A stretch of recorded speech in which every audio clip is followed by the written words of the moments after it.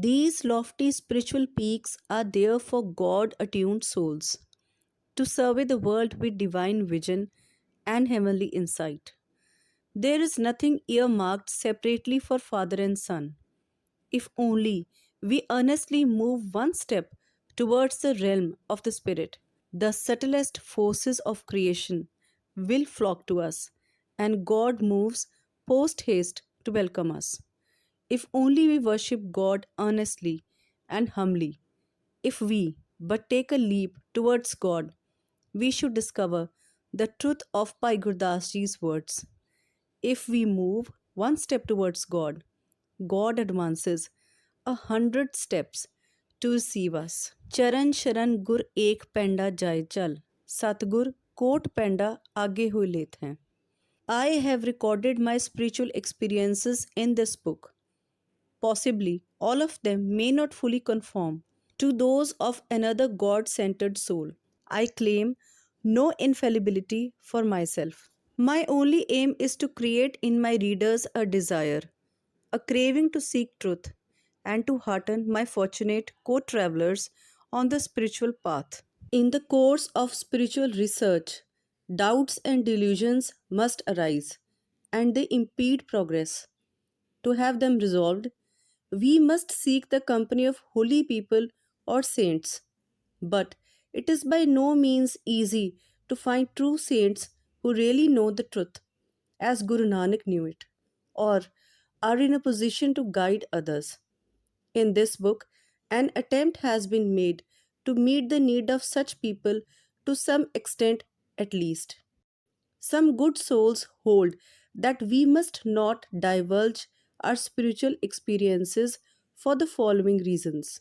Number one, the masses are not qualified to grasp spiritual truths and that therefore they suffer more than they gain.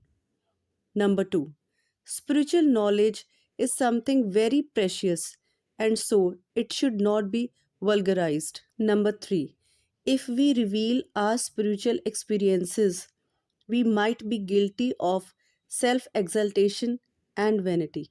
Number four, if we give away spiritual gifts, we should be left spiritually weak and famished.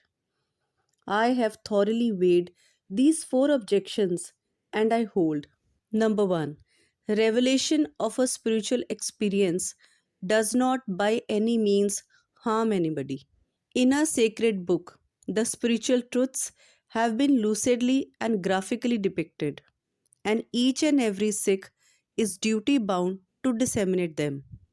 Number two, spiritual truths are certainly rare, invaluable things, but due to keeping them sealed and hidden in our bosoms and for want of dissemination, seekers of truths have grown rare. Some people seem to think that spiritual knowledge is a hobby of leisure people who have nothing else to do. On the other hand, there was a time when nobody was considered fit for material advancement or for any other vocation unless he had first acquired spiritual knowledge. Instruction in spiritual matters was then a part of basic education. Third, he who, with the best of intentions and for the common good, reveals his spiritual experiences must reap as he sows. Nothing but good can come out of good. Pride is not the product of sincerity.